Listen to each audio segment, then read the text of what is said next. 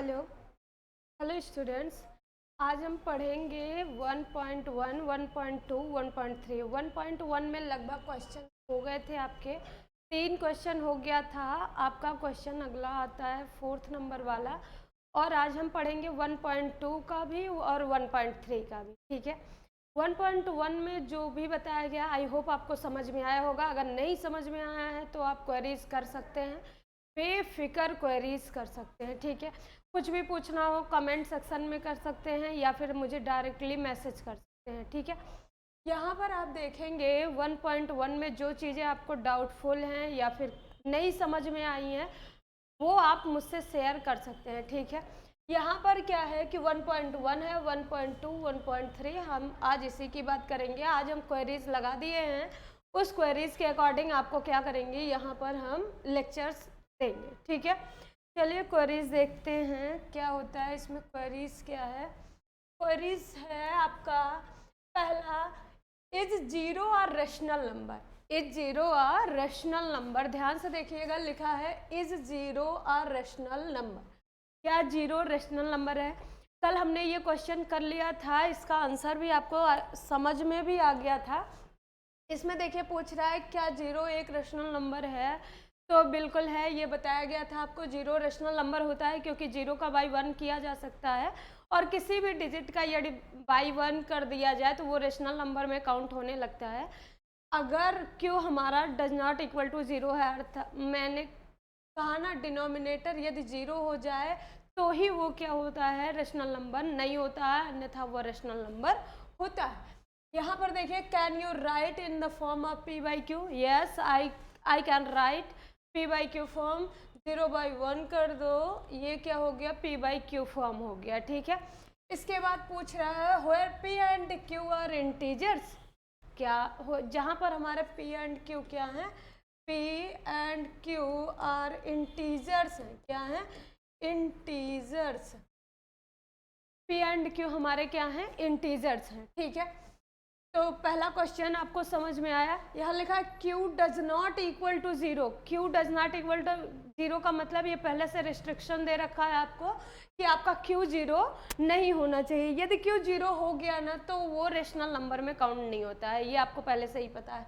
अब आते हैं हम बढ़ते हैं सेकेंड क्वेश्चन की ओर। दूसरा पूछ रहा है आपसे, find 6 rational numbers between 3 and 4। हमें कितने रेशनल नंबर चाहिए? 6 रेशनल नंबर चाहिए 3 एंड 4 के मिडिल में, जो इसके बिटवीन का हो। जैसे 3 एंड 4 आपको बताया गया था, 3 एंड 4 है, इसमें यदि हमें कितने रेशनल नंबर निकालने हैं, ध्यान से देखो, ये हमें कितने रेशनल नंबर्स लेने हैं, ध्यान से देखिएगा। रेशनल नंबर कह रहा है 6 रेशनल नंबर। कितने रेशनल नंबर चाहिए? 6। तो मैंने कहा था जितने रेशनल नंबर पूछे आपसे, जितना भी ये रेशनल नंबर आपसे पूछता है उसमें आपको कितना ऐड कर देना है, 1 ऐड कर देना है। सिंपली 1 ऐड करोगे 7 हो जाता है। यदि 7 हो गया है तो वहाँ पर आप क्या करेंगे, 3/1 कर देंगे, यहाँ 4/1 कर देंगे आप।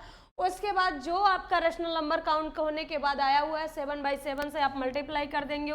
इसमें यदि मल्टीप्लाई के बाद जो आता है, जैसे 3 7 जा 21/7 1 जा 7, यहाँ 4 7 जा 28/7 1 जा 7 आता है। तो इसके मिडिल की सारी जो डिजिट्स हैं हम उनको लिख देते हैं, लेकिन डिनोमिनेटर को चेंज नहीं करते हैं। आपको बताया गया था कि डिनोमिनेटर आपका इक्वल ही रहेगा, बस ऊपर वाला जो न्यूमिनेटर है वो 21 22 अबव देन, यहाँ तक देखो 21 अबव देन होगा और इससे लोअर देन होगा। 28 से कम होना चाहिए और 21 से ज़्यादा होना चाहिए। ठीक है, दूसरा क्वेश्चन भी, ये पहला क्वेश्चन आपका हो गया है, दूसरा क्वेश्चन भी आपका हो गया है। ठीक है, कोई दिक्कत हो तो जरूर शेयर करिएगा।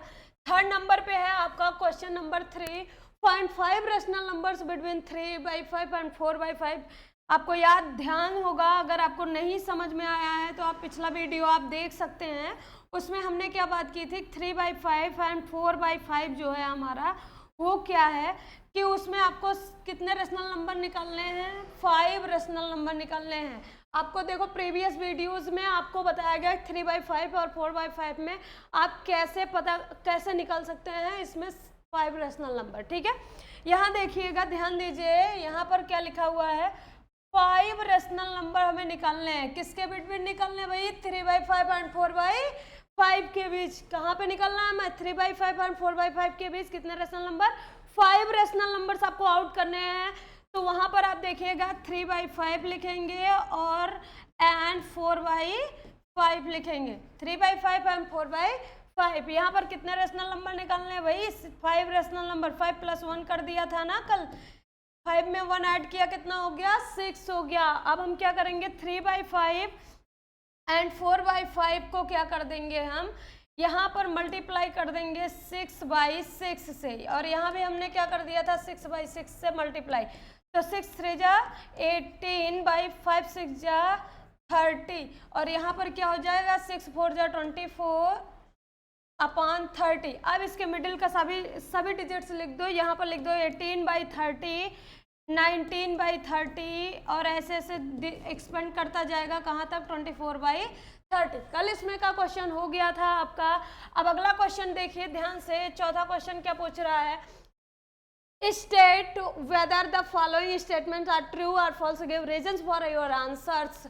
तो आपको क्या करना है? यहाँ पे एक ऐसा स्टेटमेंट देना है, मतलब एक ऐसा कथन करना है जिसमें फॉलोइंग स्टेटमेंट्स आर ट्रू और फॉल्स। इसमें जो दिया गया है उसमें ट्रू फॉल्स आपको बताना है कि कौन सा ट्रू है और कौन सा फॉल्स है, और साथ ही साथ आपको रीजंस भी देने हैं कि क्यों ये ट्रू है और क्यों ये फॉल्स है भाई।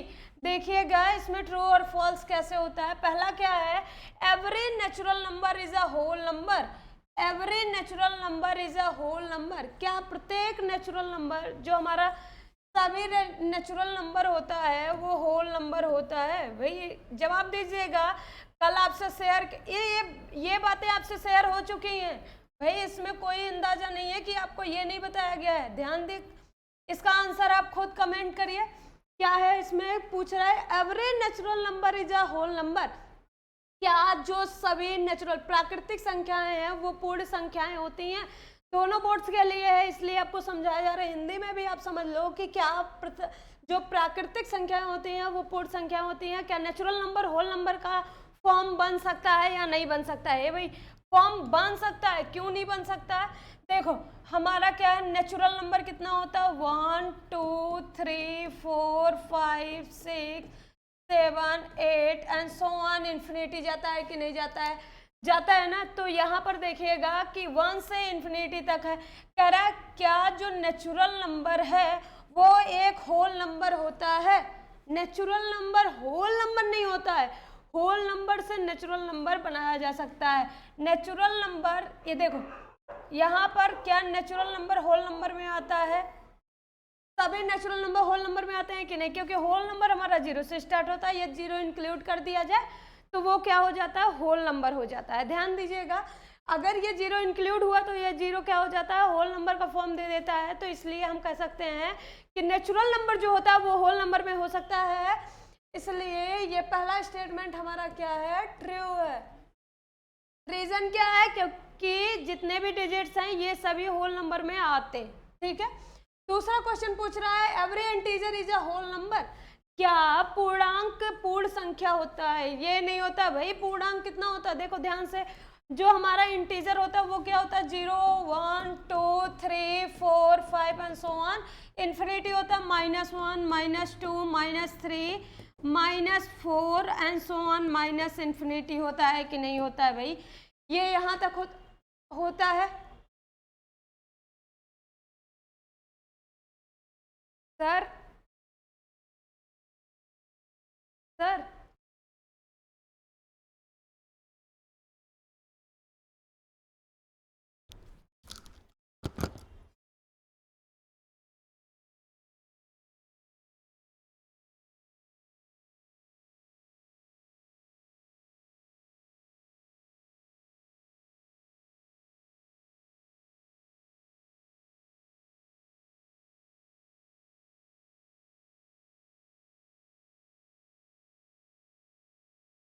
हाँ, तो हम कहाँ पहुंचे थे? यहाँ पर देखो इंटीजर्स जो होते हैं, पूछ रहा है क्या सभी इंटीजर्स जो होते हैं वो होल नंबर होते हैं?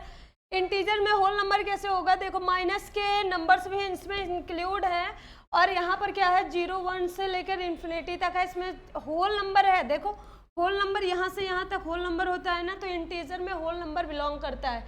Every integer number is a whole number, प्रत्येक इंटीजर कह रहा है। अगर केवल इंटीजर की बात करता तो ठीक है, लेकिन इसमें कह रहा है क्या सभी जो इंटीजर्स होते हैं वो होल नंबर होते हैं या नहीं होते हैं। तो सभी इंटीजर्स होल नंबर हों ऐसा कंफर्म नहीं किया जा सकता, क्योंकि इसमें माइनस में भी हैं और होल नंबर में आपका कभी भी माइनस नहीं होता है। अगर माइनस होता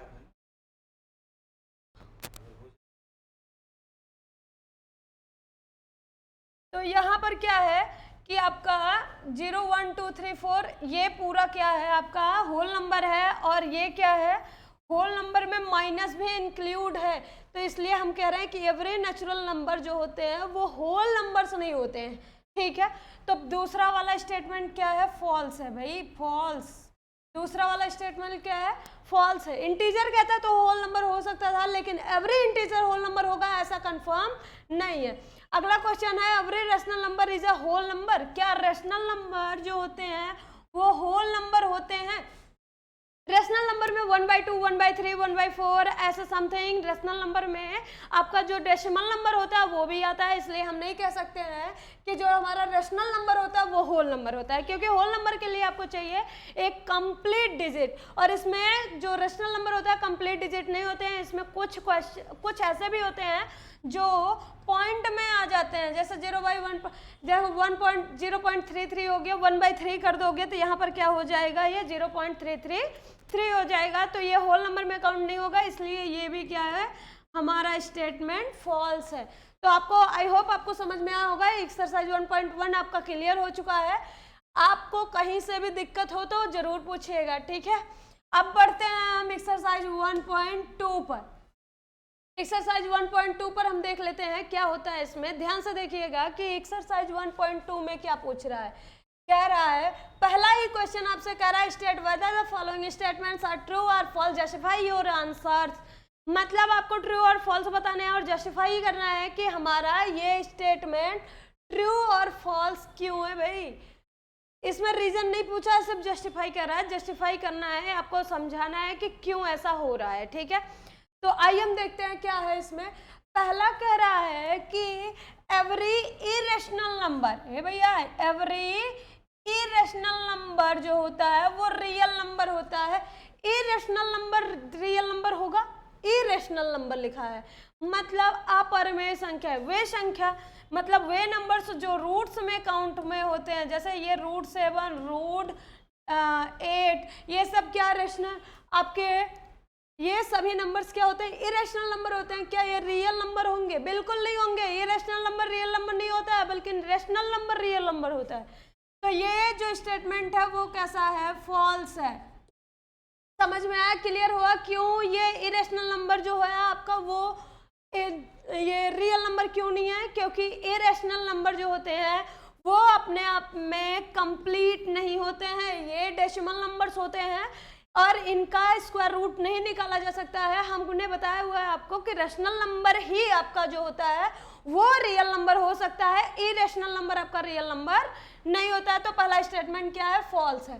दूसरा स्टेटमेंट कह रहा है every point on the number line, किसी भी नंबर लाइन पे अगर आपका फॉर्म √m है, √m के फॉर्म में है, मतलब जैसे √5 है, तो उसको क्या हम कह सकते हो, where m is a natural number. देखो every point on the number line of the form √m, क्या नंबर लाइन पे जितने भी होते हैं, नंबर लाइन पे जितने भी डिजिट्स होते हैं वो क्या √m के फॉर्म में होते हैं। ध्यान से देखो, every point on the number, किसी भी पॉइंट पर, जो कोई भी पॉइंट हो उसका जो नंबर लाइन पे रिप्रेजेंटेशन है उसका फॉर्म जो है वो क्या √m होता है। √m हो सकता है ना, क्या सभी नंबर के लिए होता है, where m is natural number, क्या जहां m क्या है एक प्रकार का नेचुरल नंबर होता है। तो इसका आंसर क्या है कि every point on the number line is the form of √m where m is a natural number. तो आप कह सकते हैं कि नहीं ऐसा नहीं है, √m में भी हो सकते हैं, विदाउट √m भी हो सकते हैं होल नंबर के। तो ये क्वेश्चन आपका ट्रू भी हो सकता है, फॉल्स भी। इन दिस केस देखो कि √m में जैसे मान लो नंबर लाइन है ये, यहाँ पर मैंने 0 लिखा है, 1 लिखा है, 2 लिखा है, 3 लिखा है, और यहाँ पर -1, -2, -3, -4 ये सभी लिखा हुआ है। लेकिन अगर रूट में देखा जाए तो रूट में लिखने के बाद जो आपके माइनस फॉर्म होते हैं वो रूट को निकालने के बाद वो पॉजिटिव हो जाते हैं। तो इसलिए हम कह सकते हैं कि ये क्वेश्चन जो है, जैसे रूट में -9 है तो इसका आंसर केवल 3 आएगा। केवल क्या आएगा? 3 आएगा, क्योंकि ये माइनस स्क्वायर रूट के हिसाब से कट जाएगा। तो इसका मतलब है हम नहीं कह सकते कि नंबर लाइन पे रूट यम के फॉर्म में ही डिजिट्स लिखे जाते हैं। ठीक है, क्लियर हुआ? माइनस हट जाता है भाई, माइनस हट जाएगा जब, तो ये देखो नंबर लाइन पे माइनस है कि नहीं है, और इसमें कभी भी माइनस नहीं आएगा। इसलिए ये जो स्टेटमेंट है वो क्या है? फॉल्स है। ठीक है, थर्ड नंबर पे क्या है? Every real number is an irrational number. क्या रियल नंबर इरेशनल नंबर हो सकता है? रियल नंबर इरेशनल नंबर हो सकता है, ये सही है भाई। जो रियल नंबर है वो इरेशनल नंबर हो सकता है। ठीक है, इरेशनल नंबर जो है वो रियल नंबर नहीं होता, लेकिन रियल नंबर इरेशनल नंबर हो सकता है। ठीक है, यहाँ तक कोई दिक्कत हो तो जरूर पूछो। अब आते हैं, ये पहला क्वेश्चन आपका खत्म हो गया है। सेकेंड क्वेश्चन पे आते हैं हम। Are the square roots of all positive integers irrational? Are the square roots of all positive numbers irrational? है भैया, प्रत्येक जो आपका सभी जो जितने भी डिजिट्स होते हैं पॉजिटिव इंटीजर, मतलब वो पॉजिटिव फॉर्म में जो इंटीजर्स होते हैं आपके, क्या वो सभी स्क्वायर रूट होते हैं? इरेशनल के स्क्वायर रूट ही होते हैं? तो ऐसा नहीं है, ऐसा मतलब बिल्कुल भी नहीं है कि are the square roots of the positive integers irrational. बिल्कुल नहीं है, क्योंकि सभी स्क्वायर रूट्स जो होते हैं वो इरेशनल नहीं होते। If not give an example of the square roots of a number that is a rational number. आप क्या ऐसा कोई एग्जाम्पल दे सकते हैं जो ये बता सके कि वो रैशनल नंबर है लेकिन रूट में ही है, रूट में होने के बावजूद भी वो रैशनल नंबर है? बिल्कुल दे सकते हैं। देखो कैसे देंगे हम, जैसे देखो यहाँ पर ध्यान दीजिएगा, क्वेश्चन पे बारीकी से ध्यान दीजिएगा, क्वेश्चन में क्या पूछ रहा है। यदि क्वेश्चन आप रॉन्ग कर देंगे ना, क्वेश्चन आप पढ़ने में जल्दबाजी कर देंगे, बहुत जल्दी से आप सॉल्व करने के चक्कर में आ जाएंगे, तो वहां पर आपका आंसर गलत हो जाएगा। ठीक है, किसी भी क्वेश्चन को जितनी डीपली पढ़ पाओ, जितनी बार पढ़ पाओ, उतना ही अच्छा होता है। तो क्वेश्चन को डीपली पढ़ो, बल्कि आंसर थोड़ा जल्दी लिखो वो अलग की बात है, लेकिन इसमें जो है, जो आपका क्वेश्चन है उसको बहुत ही लॉजिकली, बहुत ही डीपली पढ़ना है आपको। ठीक है, तो यहाँ पर क्या करा? Are the square roots of the positive integer irrational? क्या सभी स्क्वायर रूट्स जो होते हैं वो उसके पॉजिटिव इंटीजर्स वो क्या इरेशनल होते हैं? इफ नॉट, यदि ऐसा नहीं है, मैंने आंसर बताया ना आपका कि ये ऐसा नहीं होता है। स्क्वायर रूट सभी पॉजिटिव इंटीजर, जो सभी स्क्वायर रूट्स हैं वो पॉजिटिव इंटीजर्स के वो इरेशनल ही नहीं होते हैं। अब अगर ऐसा नहीं है, कह रहा है इफ नॉट, यदि ऐसा नहीं है तो भाई बताओ कि एग्जाम्पल क्या है उसका? अगर ऐसा नहीं हो रहा है तो उसका एग्जाम्पल क्या है कि स्क्वायर रूट के नंबर जो है वो रैशनल नंबर हो सकते हैं। तो अब बताओ कौन सा ऐसा नंबर है जो है रैशनल नंबर हो सकता है बट वो रूट में होता है? तो देखो भाई, मैंने बताया था ना कि रूट 1 को यदि आप सॉल्व करोगे तो 1 आएगा, रूट 2 सॉल्व नहीं होता है, रूट 3 हो गया, ये भी सॉल्व नहीं होता, रूट 4 सॉल्व होता है, ये आता है 2, रूट 5 सॉल्व नहीं होता है, जैसे रूट 9 है ये सॉल्व होकर देता है 3, रूट 16 है तो ये सॉल्व होकर देता है आपका 4, देता है कि नहीं देता है? ये रूट 25 आपका सॉल्व होकर क्या देता है? 5 देता है। रूट 36 कितना देता है? 6 देता है। रूट 49 आपका क्या देता है? 7 देता है। कोई दिक्कत है? ध्यान से देखो, स्क्वायर रूट का मतलब होता है कि उसको उतनी ही बार मल्टीप्लाई करो। 2 2 जब 4 होता है, इसलिए हमने कहा ये रूट 4 का जो है स्क्वायर रूट है। ठीक है, 9 का स्क्वायर रूट जो होता है 3 3 जा 9 होता है, इसलिए 3 का जो स्क्वायर रूट होता है, 9 का स्क्वायर रूट जो होता है वो 3 होता है, 16 का स्क्वायर रूट 4 होता है, 25 का स्क्वायर रूट 5 होता है। ऐसा क्यों है? क्योंकि किसी भी डिजिट को जब डबल बार मल्टीप्लाई करते हो तो आप 25 आता है, और 36 का भी आप समझ ही गए होंगे, 7 49। लेकिन कुछ ऐसे डिजिट्स भी हैं जिनका हम स्क्वायर रूट नहीं निकाल सकते हैं, जैसे रूट 11 हो गया, इसका आप नहीं निकाल सकते हैं।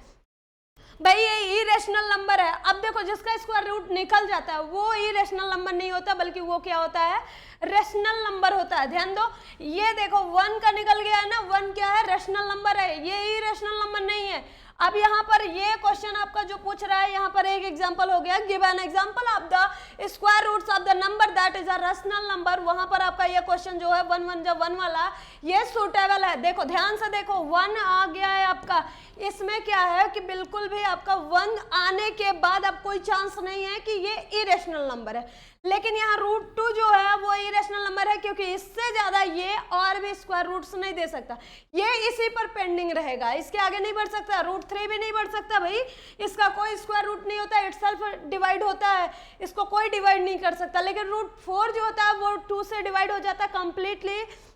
हम जानते हैं 2 का स्क्वायर करेंगे 2 2 4 हो गया। अब ये इरेशनल नंबर नहीं है। यहाँ पे हमारा एक दूसरा एग्जांपल रेडी हो गया कि give an example of the square roots of number line that are rational number. Irrational number को यदि लिखा गया है और उसको भी मतलब इरेशनल नंबर है तो उसका स्क्वायर रूट रेशनल नंबर दे रहा है। देख लो इसका जो ये पहले इरेशनल नंबर के फॉर्म में लिखा गया है कि नहीं, रूट के फॉर्म में लिखा गया है कि नहीं लिखा गया। अब रूट के फॉर्म में जब ये लिखा गया है, जब हमने इसका स्क्वायर रूट सॉल्व आउट किया तो ये कितना आ गया, 5 आ गया है। ध्यान से देखो 5 आया है, 5 का मतलब है सिंपली 5, और 5 का बाई 1 किया जा सकता है कि नहीं किया जा सकता, और 5/1 जो है वो रेशनल नंबर में काउंट होता है। P/Q का फॉर्म जो है वही आपका रेशनल नंबर डिनोट करता है। अब देखो ये सभी रेशनल नंबर हैं क्योंकि ये सभी स्क्वायर रूट्स दे रहे हैं, जो जो स्क्वायर रूट्स देंगे वो आपके क्या है, रेशनल नंबर है। जो स्क्वायर रूट्स नहीं देते हैं वो इरेशनल नंबर होते हैं। समझ में आ रहा है ना। तो जैसे अगर कोई भी डिजिट कितनी भी बड़ी हो, जैसे एक्सपेंड करते जाओ, 121 हो गया, 169 हो गया, 225 हो गया, उसके बाद 441 हो गया, 400 हो गया, ये सभी क्या है, कंप्लीटली डिवाइड हो जाते हैं किसी एक डिजिट से। आप यदि आपको क्या करना है कि इसका स्क्वायर रूट निकालोगे तो ये डायरेक्टली क्या करते हैं, अपने रूट्स फाइंड आउट कर देते हैं। तो इसका मतलब ये नहीं है कि ये इरेशनल नंबर है, भले ही ये क्या किया जाए, आपको 100% रूट में लिख के दे दिए जाए, ठीक है।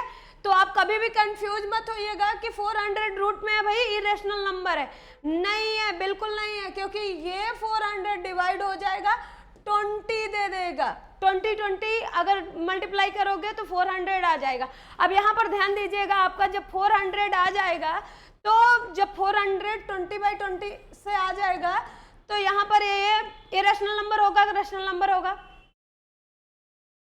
नहीं, क्या होगा, रेशनल नंबर हो जाएगा। अब इरेशनल नंबर नहीं है, फॉर्म में इरेशनल का था लेकिन बना कितने में दिया, ये रेशनल नंबर में। तो ये वाला पॉइंट समझ में आया कि नहीं। सेकंड क्वेश्चन क्लियर हुआ या नहीं। सेकंड क्वेश्चन में कोई भी क्वेरी हो बताओ, ध्यान से फिर से देख लो। Are the square roots all positive integers irrational, तो बिल्कुल नहीं, नॉट। इफ नॉट, अब कह रहा है यदि नहीं, देखो क्वेश्चन में ही आंसर छिपा हुआ है ना कि ये पहले से ही कह रहा है इफ नॉट, यदि नहीं है। तो भाई अगर कभी भूल भी जाए कि ऐसा होता है या नहीं होता है, इन दैट केस कभी कभी माइंड डाइवर्ट हो जाता है, हम नहीं समझ पाते हैं कि कौन सा आंसर सही है कौन सा आंसर गलत है। तो उस टाइम पे आपको ये चीजें बहुत अच्छी से समझ में आ जाती हैं। भाई क्वेश्चन में ही आंसर छुपा हुआ है ना, मैंने कहा डीपली पढ़ो ना तो सब समझ में आ जाता है। Are the square roots of the positive integers irrational, यहाँ तक तो हमें समझ नहीं आया, मान लो बिल्कुल भी समझ नहीं आया। भाई क्या पढ़ा था, इतनी सारी बुकें हैं, जब एक टीचर पूरी बुक नहीं पढ़ा सकता तो एक बच्चा पूरी बुक कैसे पढ़ सकता है, पढ़ सकता है एग्जाम को क्लियर करने के लिए बस। तो अगर जैसे मान लो एग्जाम में पूछा गया are the square roots of the all positive integers irrational, और हमारे माइंड से निकल गया है कि रैशनल होता है इरेशनल होता है, तो उस टाइम पे आप इफ नॉट लिखा है ना, यदि नहीं, ऐसा नहीं होता है, मतलब आंसर दे रखा है, ऐसा कभी नहीं होता है, ठीक है। तो अगर तब आप लिखेंगे आंसर में not. Give an example of the square roots, आपको एक ऐसा एग्जांपल देना है जो स्क्वायर रूट में हो और साथ ही साथ रैशनल नंबर दे, ठीक है। तो उस टाइम पे आप आंसर में क्या लिखेंगे, केवल आपको आंसर में लिखना है उन सभी डिजिट्स को जो स्क्वायर रूट कंप्लीटली दे देते हैं, उनको नहीं लिखना है जो इरेशनल नंबर में आएंगे, उनको लिखना है जो रेशनल नंबर में आएंगे, ठीक है। जैसे 1 लिख सकते हो, 1 रेशनल भी होता है इरेशनल भी होता है, क्योंकि वो इटसेल्फ डिवाइड भी होता है और उसको कहा जा सकता है कि इसको डिवाइड नहीं भी किया जा सकता है, ये रूट के फॉर्म में भी है। तो यहाँ पर आप ध्यान दीजिएगा, देखिए आप आंसर में लिख सकते हैं √1, √4, √9, √16, √25, √25। ये सभी वे नंबर्स हैं ना, ये सभी वो नंबर हैं जिनको आपने क्या किया हुआ है, बताया हुआ है कि ये रूट के फॉर्म में भी, मतलब इरेशनल के फॉर्म में भी रेशनल नंबर है। देखो जैसे 49 हो गया। अब और बड़ा लिखना चाहते हो तो 121 लिख दो, रूट में 400 भी लिख सकते हो, रूट में 169 भी लिख सकते हो।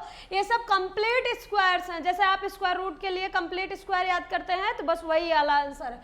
ये सेकंड का आंसर है भाई, नहीं किसी और में उतार दो, समझ में आए तो ही उतारो, नहीं मत उतारो, ठीक है। उतारना नहीं है, सिर्फ समझना है, वीडियो को बार बार चला के समझ लो बस, और कुछ नहीं करना है, उतारना नहीं है। तीसरा देखो, तीसरा क्या कह रहा है, so how √5 can be represented on the number line. कैसे हम √5 को नंबर लाइन में रिप्रेजेंट कर सकते हैं। तो भाई अब देखेंगे हम √5 को नंबर लाइन पे रिप्रेजेंट कैसे किया जाता है। इसके में 2-3 मेथड्स हैं, जरूरी नहीं हर टीचर एक ही मेथड बताए। तो यहाँ पर देखिएगा तीनों मेथड्स देख लीजिएगा आप लोग कि कैसे हम √5 किसी भी डिजिट का, यदि मतलब वो रूट में लिखा हुआ है, फिर हम उसको नंबर लाइन पे कैसे रिप्रेजेंट करते हैं। नंबर लाइन पे रिप्रेजेंट करने के लिए सबसे पहले √5 देख लेते हैं। √5 का क्या, कंप्लीट स्क्वायर आता है, स्क्वायर रूट्स आता है। अगर नहीं आता है तो भाई उसके लिए एक और फॉर्मूला है, आपको बताया गया है कि आपको डिवाइडेड मेथड से कैसे स्क्वायर रूट निकालते हैं। एक तो एलसीएम मेथड बताया जाता है जिसको गुणनखंड विधि कहते हैं, और जो दूसरा वाला होता है वो होता है आपका डिवाइडेड मेथड होता है। एक डिवाइडेड मेथड और दूसरा मल्टीपल मेथड होता है। दोनों मेथड से आप कर सकते हैं, लेकिन मल्टीपल मेथड में ये नहीं आएगा क्योंकि ये डेसिमल नंबर में काउंट होने लगेगा, अभी कुछ देर बाद डेसिमल में आ जाएगा, क्योंकि कंप्लीट आंसर नहीं, कंप्लीट स्क्वायर नहीं है ना, इसलिए डेसिमल में आएगा। तो हम क्या करते हैं, जो ये पूछ रहा है दिखाओ कि भाई कैसे √5 को हम किस पे रिप्रेजेंट कर सकते हैं, नंबर लाइन पे। नंबर लाइन पे कैसे रिप्रेजेंट किया जा सकता है √5 को। तो यहाँ देखिएगा √5 को नंबर लाइन पर रिप्रेजेंट करने के लिए हम सबसे पहले क्या कर देंगे, सिंपल √5 लिख लेंगे, और √5 को हम डिवाइडेड मेथड के थ्रू क्या कर देंगे, स्क्वायर रूट निकालेंगे। अब स्क्वायर रूट निकालने के लिए किसी भी 1 डिजिट का जब स्क्वायर रूट निकालते हो ना भाई, ये जब सिंपल डिजिट है, यहाँ पर हम स्क्वायर रूट निकालने हैं, और आपको बताया गया है कि स्क्वायर रूट जब भी आप निकालो तो 3 डिजिट तक जरूर निकालो। डेसिमल के 3 डिजिट के बाद आपको क्या हो रहा है, निकालना होता है, तो वो एग्जैक्ट माना जाता है। नियरली आपको 3 पॉइंट तक निकालना होता है। तो यदि आपको 3 पॉइंट तक निकालना है, भाई इसमें एक ही डिजिट है, उसमें 3 पॉइंट तक कैसे निकालोगे, तो उस टाइम के लिए आपको क्या करना है कि यहाँ पर डेसिमल बढ़ाना है। कहीं भी जितना भी दिया रहेगा ना, जितना नंबर दिया रहेगा उस पर डेसिमल बढ़ाओ। ऐसे डेसिमल बढ़ाने के बाद 00, इसमें 00 एक साथ क्यों उतारा जाता है, क्योंकि इसमें पेयरिंग होती है, पेयरिंग के थ्रू ही उतारना है। मैंने ये देखो डेसिमल के बाद 3 डिजिट तक होता है ना, 3 डिजिट तक ही निकलना होता है, तो हमने देखो 1, 2 और 3, ये 3 डिजिट तक मैंने ले लिया है। तो यहाँ पर आप देखिएगा कि यहाँ पर √5 जो है आपका, अब ये निकलेगा आंसर के थ्रू, ये क्या होगा, निकलेगा √5 के, ये कैसे हम नंबर लाइन पे रिप्रेजेंट कर सकते हैं। अब हम इसकी बनाएंगे पेयरिंग 1, 2, 3, पीछे से ही बनाते हैं, मैंने जल्दबाजी कर दिया, आगे से बना दिया। इधर साइड से आप पेयरिंग बनाएंगे, डबल की पेयर का मतलब ये होता है डबल डबल को एक साथ सेलेक्ट करना है। √5 पर जो आगे सिंपल अकेला बचता है उसका एक अकेला ही बन जाता है, उसका पेयरिंग नहीं होता है। नहीं कह दो मैडम जी इसका पेयरिंग नहीं बनाई है, तो देखो 2 दूना कहने का मतलब 2 2 जा 4, 5 में से 4 गया, 1 उतर गया, और यहाँ पर 2 में 2 ऐड कर दिया, कितना हो गया, 4 हो गया। ये डेसिमल नंबर ऊपर उतर जाएगा और ये 00 जो है वो अपने आप नीचे आ जाएंगे। अब यहाँ पर हम 2 बार लेके जाएंगे, तो देखो 2 बार ले जाने पर 2 2 जा 4, 2 4 जा 8 हो गया, और 10 में से 4 गया, कितना बचा, 6 बचा, 9 में से 8 गया, 1 बचा। 00 हम फिर से उतार लेंगे क्योंकि हमें पता है कि ऐसे डिजिट्स उतरते जाते हैं, वो भी पेयरिंग में उतरते हैं, तो आप ऐसे ही कॉपी करते जाओ। उसके बाद 2 2 में ऐड कर लो 4 4, अब इसके बाद आप 5 बार लेके जाएंगे तो 5 या 3 बार जाएगा, शायद 3 4 जा 12, ये 3 बार जाएगा। तो यहाँ पर देखिएगा 3 3 जा 9, 3 4 जा 12, 3 4 जा 12 1 13 हो जाएगा। अगर आप 4 बार ले जाएंगे 4 4 जा 16, अबव 10 हो जाएगा। इसलिए हमने क्या किया है, थोड़ा लोअर लिया है। 10 में से 9 गया 1 बचा, 9 में से 2 गया 7 बचा, और यहाँ 5 में से 3 गया 2 बचा, कट गया। यहाँ पर हमारा आया 2.23। अब 2.23 को हम नंबर लाइन पे कैसे रिप्रेजेंट करते हैं, चलिए वो देखते हैं। अब ये आ गया ना, अब ये डिजिट हमें आसानी से समझ में आ जाएगा। किस में समझ में आएगा, नंबर लाइन पे हम इसको कैसे रिप्रेजेंट करेंगे, ठीक है। तो चलिए नंबर लाइन पे हम रिप्रेजेंट करते हैं। इसको ध्यान दीजिएगा कि यहाँ 2.23 आया था।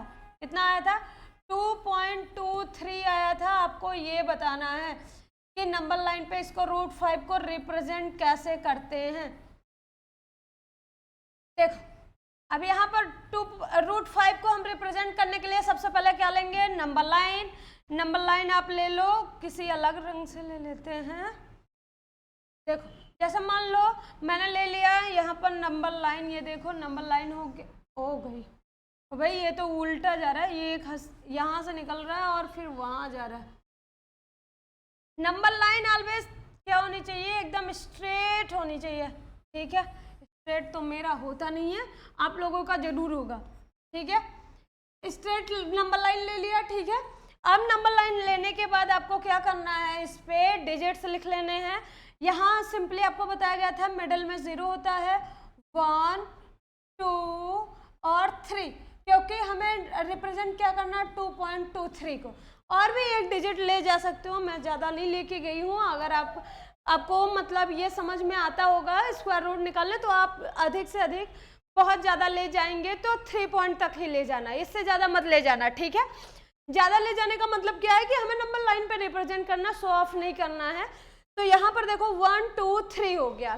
3 क्यों, 3 तक ही क्यों लिया, ये भाई 2 से अबव देन है और 3 से लोअर देन है। देखो 2 से अबव, 2 से ग्रेटेस्ट होना चाहिए और 3 से स्मॉलेस्ट होना चाहिए। तो 2 से ग्रेटेस्ट क्या है, 2.23 है, तो इसका मतलब 2 से ग्रेटेस्ट होना चाहिए। 2 के बाद कौन सी डिजिट आती है, 3 आती है। तो 2.23 2 और 3 के बीच बिलोंग करेगा कि नहीं करेगा, 2.23 कहाँ बिलोंग करेगा, 2 और 3 के बीच करेगा। यहाँ पर क्या है कि -1 लिख देंगे, -2 और -3। हमें पता है 2.23 कहाँ आएगा। अब देखो इनके बीच ही आएगा कहीं, इनके मिडिल में।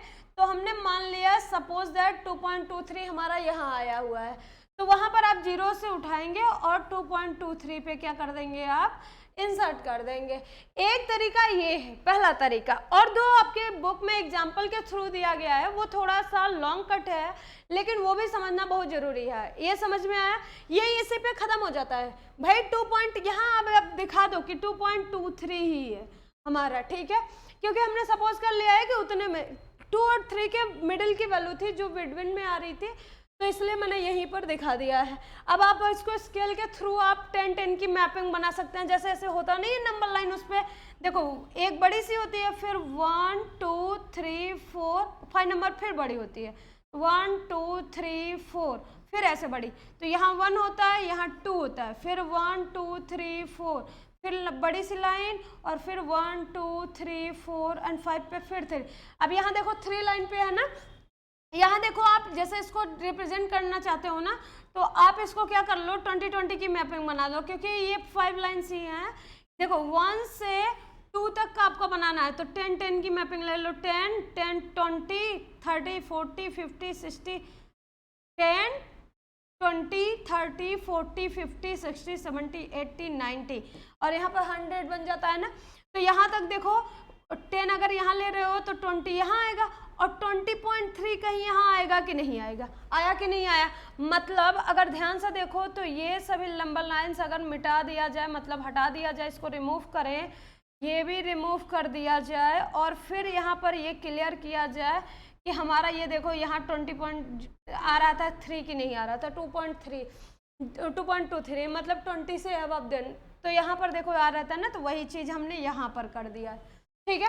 आप इसको एग्जैक्ट भी कर सकते हो, कोई दिक्कत नहीं है। आप नंबर, लेकिन उसके लिए तो आपको क्या चाहिए, स्केलिंग चाहिए। ये हो गया तरीका। जितने ज़्यादा आप एग्जैक्ट बनाएंगे उतनी ही ज़्यादा आपके लिए अच्छा होगा, मतलब नंबर नहीं कटने का चांस होता है। नहीं नंबर, कोई टीचर क्या होता है नंबर काट लेता है, उसको लगता है कि मतलब ये फॉर्मूला ठीक नहीं है, वो जैसा बताया हुआ है उसी के अकॉर्डिंग लिखो। ऐसा नहीं होता है कि देखो क्वेश्चन में किसी भी मैथ का अगर क्वेश्चन है, कोई भी मैथ का क्वेश्चन है, तो वो टीचर के थ्रू नहीं लगाया जा सकता कि भाई मैंने जैसे बताया है वैसा ही आप लगाओ, ऐसा नहीं होता है। सॉल्व करने के लिए आपको क्या करना होता है, टीचर की ज़रूरत नहीं, आपको अपने माइंड की ज़रूरत है। आपको अगर लगता है कि आपके हिसाब से ये क्वेश्चन थोड़ा और हट के लगाया जा सकता है, मतलब थोड़ा और एक्सपेंडिंग फॉर्म में बताया जा सकता है, इसको अलग तरीके से जैसा हमारे टीचर ने बताया हुआ है वो कम समझ में आ रहा है, किसी और टाइप्स में हम सॉल्व कर सकते हैं, तो बेहिचक सॉल्व करो। देखो कुछ ही टीचर होते हैं जो अपने पे अड़े होते हैं कि हमें भाई जैसे बताया हुआ है वैसा ही हमें करना है, या फिर हमें वैसा ही आंसर चाहिए। ऐसा होता नहीं है, होना नहीं चाहिए, क्योंकि हर एक बच्चा, हमारे जो आने वाले मतलब पीढ़ियां हैं, जनरेशन है, इसमें क्या है कि बच्चे अपने अपने थोड़े एक्स्ट्रा लेवल माइंडेड होते हैं। उसमें क्या होता है कि आपको थोड़ी चीज़ें अगर आपको समझा दी जा रही है तो आप थोड़ा और एक्सपेंड कर सकते हैं उसको, और अच्छे से आप उसको एक्सप्रेस कर सकते हैं। तो वहाँ पर आपको दबाना नहीं चाहिए, आपको थोड़ा और इनकरेज करना चाहिए कि आप ये चीज़ें कर सकते हो। तो देखो जरूरी नहीं है लिखा लिखाया तो कहीं से नहीं आया है कि आपको यही चीज़ें करनी है। मतलब जैसे मैंने बताया है कि नंबर लाइन पे ऐसे ही रिप्रेजेंट करो, तो भाई ऐसे ही करो, ये जरूरी नहीं है। आप किसी और भी फॉर्मूले से कर सकते हैं, अब वो आपकी मर्जी है, लेकिन ये रे कॉन्सेप्ट क्लियर होना चाहिए। नहीं कुछ भी लिख दिया मेरा वाला आंसर आ गया, नहीं, कॉन्सेप्ट अगर क्लियर है आपका, स्टेप बाय स्टेप जो आपका लगाया हुआ है, जो सॉल्व कर रहे हैं आप, वो अगर सही है तो आपका कंप्लीटली आंसर सही है। किसी भी टीचर को गलत करने का कोई हक नहीं है, वो नहीं कर सकता। अगर बाई चांस ऐसा स्कूलों में होता है कि टीचर्स अपने पे डटे हुए होते हैं, भाई ईगो होता है कि मेरा वाला पढ़ाया नहीं लिखा, तो वहाँ उस टाइम पे आपका नंबर क्या कर देते हैं, वो काट लेते हैं। तो आपको ऐसा नहीं करना चाहिए, टीचरों के लिए भी ऐसा है और स्टूडेंट्स को भी समझना चाहिए कि उनके अकॉर्डिंग कोई क्वेश्चन का आंसर नहीं बन सकता।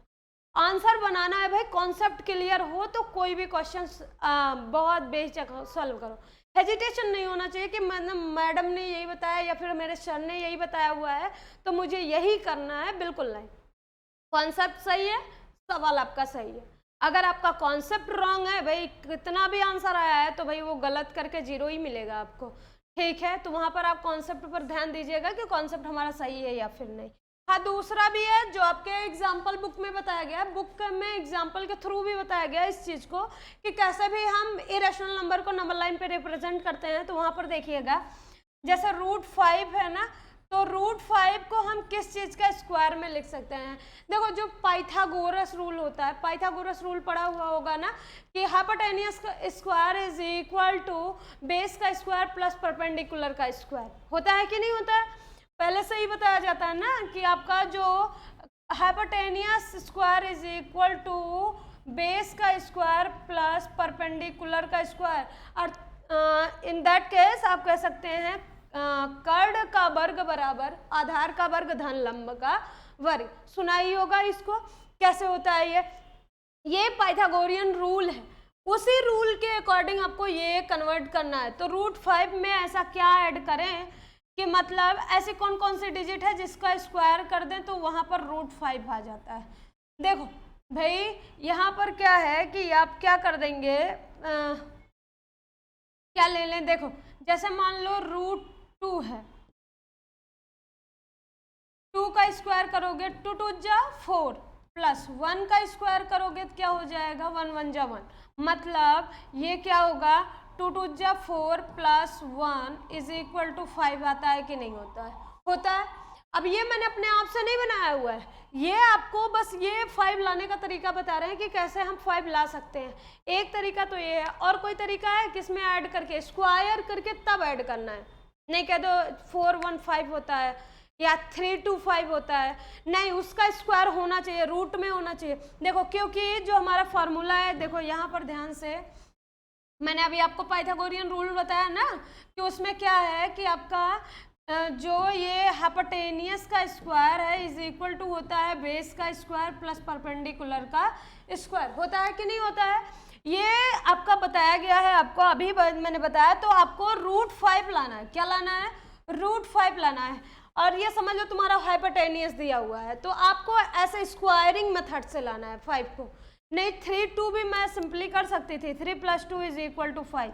नहीं, ये नहीं करना है, स्क्वायर रूट में करना है, विदाउट स्क्वायर रूट के नहीं, स्क्वायर रूट में करना है।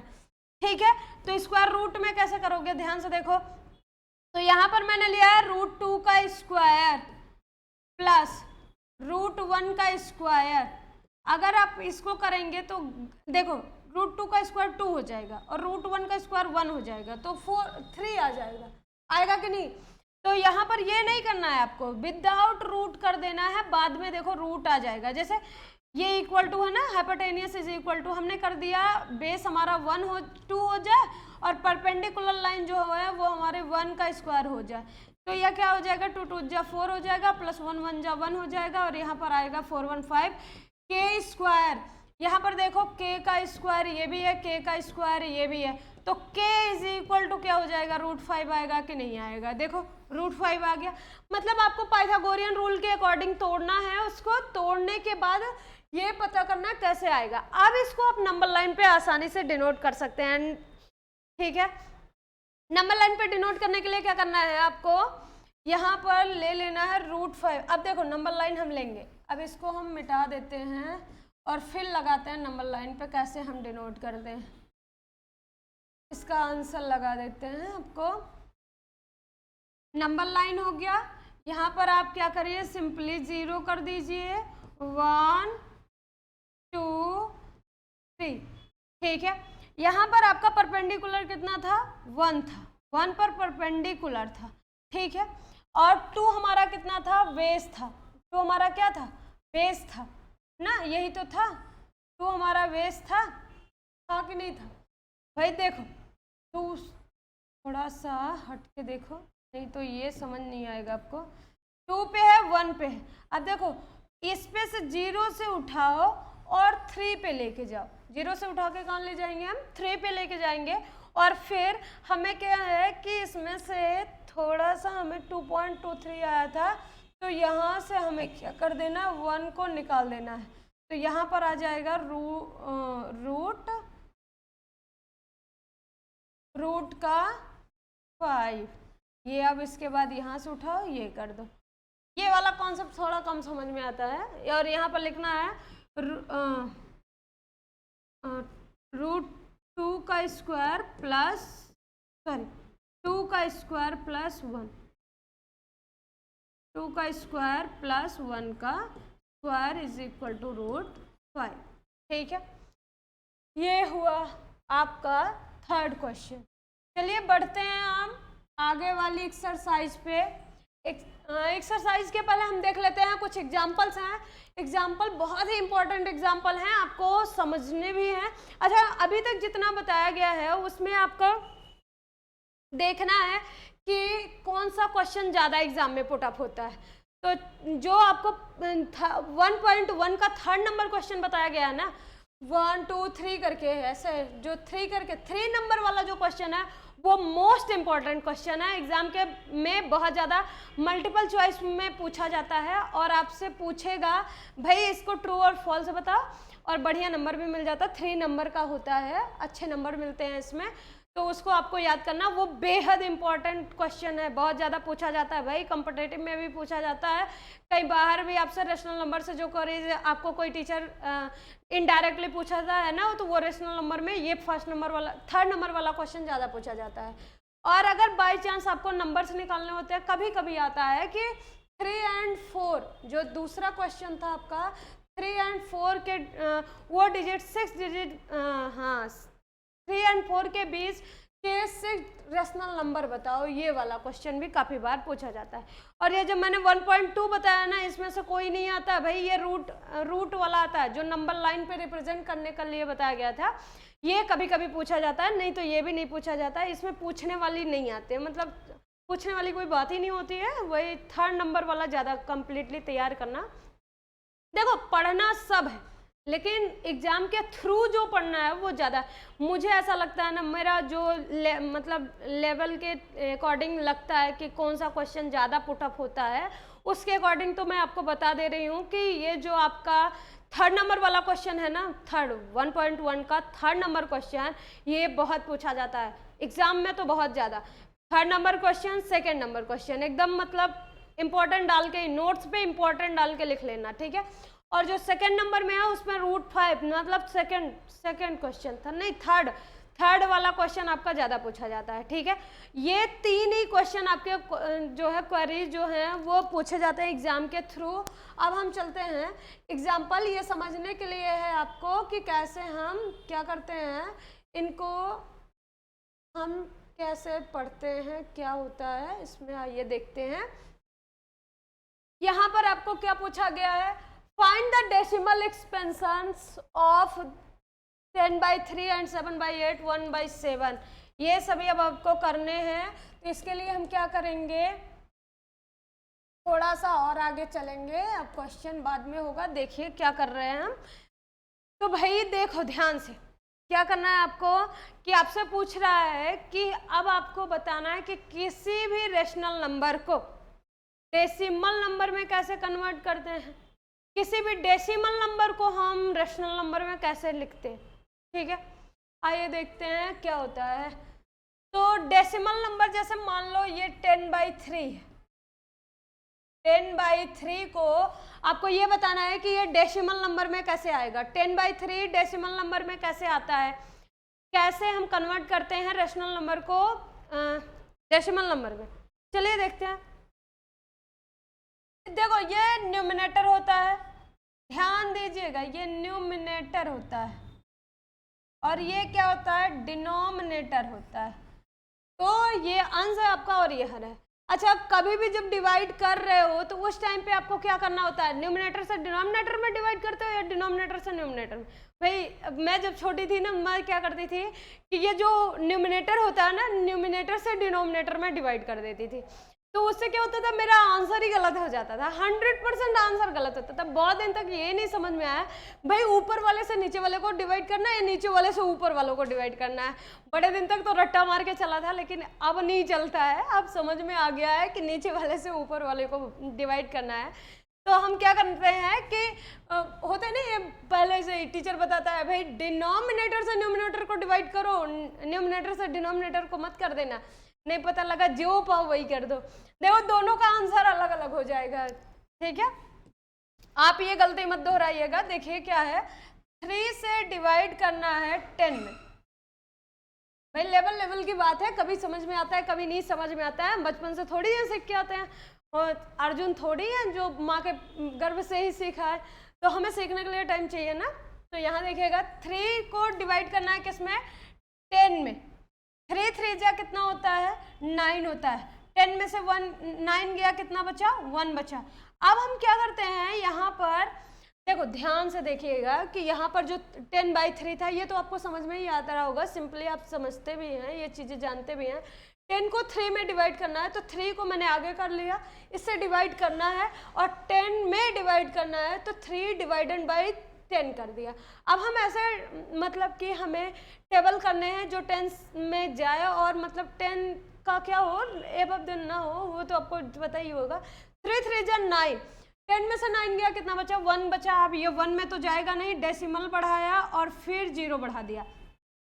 अब आपको पता है फिर से यही बार जाएगा, 3 3 जा 9, फिर से 1 बचेगा, और डेसिमल एक ही बार बढ़ाया जाता है, बार बार नहीं बढ़ाया जाता, एक बार बढ़ाने के बाद ये 0 अपने आप आ जाता है। ये समझ लो भगवान का वरदान है, प्रसाद बड़ा वाला जो अपने आप गिर जाता है। तो हम ये लड्डू लगाते चलेंगे, ठीक है। लड्डू क्यों लगाते हैं भाई, क्योंकि डेसिमल पहले से ही है, मतलब मैंने पैसे दे रखे हैं, अब हमें सिर्फ जगह जगह पर क्या करना है, लड्डू रख देने हैं, ठीक है।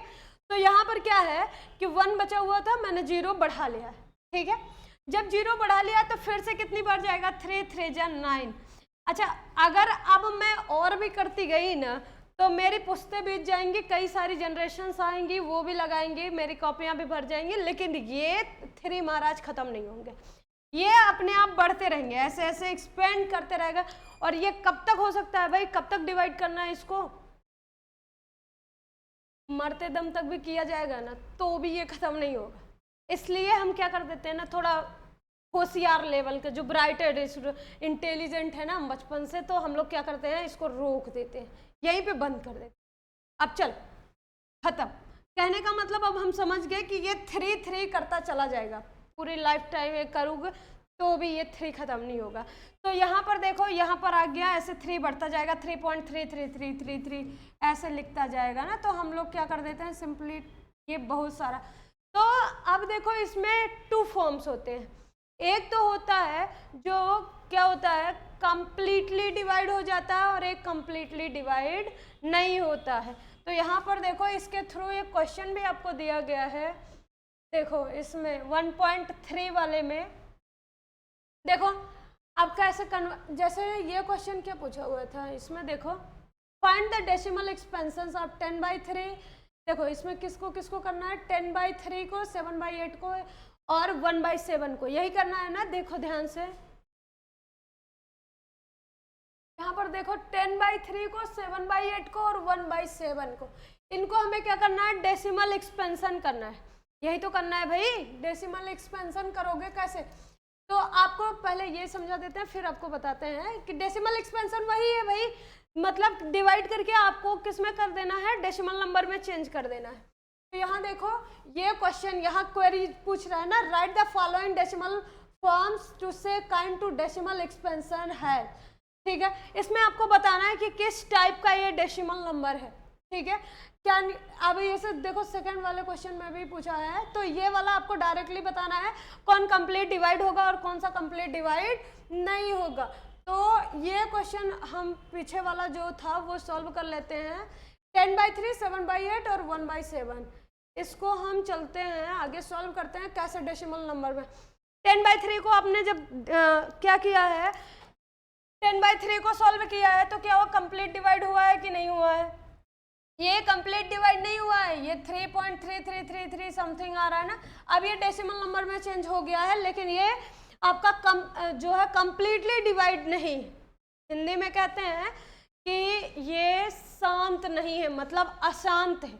अशांत का मतलब ये कहर मचा रहा है लगातार, ये रुकने का नाम नहीं ले रहा है। अब इसका तांडव शुरू हो गया तो ये खत्म नहीं होता है, शांत नहीं है ये पूरी तरह से कैसा है, अशांत है, ये कंप्लीट डिवाइड नहीं है, ठीक है। अब हम दूसरा क्वेश्चन क्या उसमें पूछा गया था, 7/8, 7/8 को बताएंगे कैसे कि ये क्या है, कंप्लीट डिवाइड है या फिर नहीं, इसको डेसिमल नंबर में कैसे कन्वर्ट करेंगे, 8 डिवाइडेड बाई क्या कर देंगे 7। अब इसको डेसिमल नंबर में बदलना है ना, तो डेसिमल नंबर में बदलने के लिए क्या है आपको बताना है कि किस टाइप का है ये डेसिमल नंबर, ये भी बता देना। तो यहाँ पर 0 पॉइंट बढ़ाएंगे, देखो क्योंकि 8 का डिवाइड 7 में नहीं होगा, 8 जो है ग्रेटेस्ट वैल्यू है और ये 7 जो है वो स्मॉलेस्ट वैल्यू है, तो ग्रेटेस्ट वैल्यू कभी भी स्मॉलेस्ट वैल्यू में डिवाइड नहीं होता है, इसलिए हम 0 बढ़ाएंगे पॉइंट। 0 क्यों बढ़ाते हैं, 0 पहले से ही बढ़ाना पड़ता है क्योंकि वो डेसिमल नंबर लगाते हैं ना, इसलिए हमें 0 पहले से ही बढ़ाना होता है। तो हम 0 बढ़ाएंगे यहाँ पर और यहाँ पर डेसिमल लगाएंगे तो 0 अपने आप यहाँ आ जाएगा। जब 0 आ जाएगा तो अब हम ऐसा डिवाइड करेंगे कि 70 से ग्रेटेस्ट वैल्यू ना होने पाए, स्मॉलेस्ट भले ही हो जाए। 8 जा कितना होता है 64, 8 जा कितना होता है 64। अब 10 में से 4 गया कितना बचा 6 बचा, 6 में से 6 गया 0 बचा। 8 7 जा क्या हो गया 56 हो गया और यहाँ पर आया 4, ये खत्म हुआ और 0 अपने आप बढ़ेगा, 8 5 जा क्या होगा 40 होगा। अब यहाँ देखो ध्यान से, कंप्लीट डिवाइड है, 7/8 क्या है वो कंप्लीट डिवाइड है, कितना आंसर दे रहा है 0.875 है, ये कंप्लीट डिवाइडेड वाला है, मतलब ये शांत है भाई, ये चुप हो गया, कुछ देर बाद डांट खाने के बाद ये क्या हो गया चुप हो गया। जैसे कुछ लोग नहीं होते लगातार बोलते रहते एकाएक कोई आता है और एक पड़ाका खींच के मारता है, मतलब एक स्लैप खाने के बाद उसका ऑटोमेटिक टेम्परेचर क्या हो जाता है शांत हो जाता है।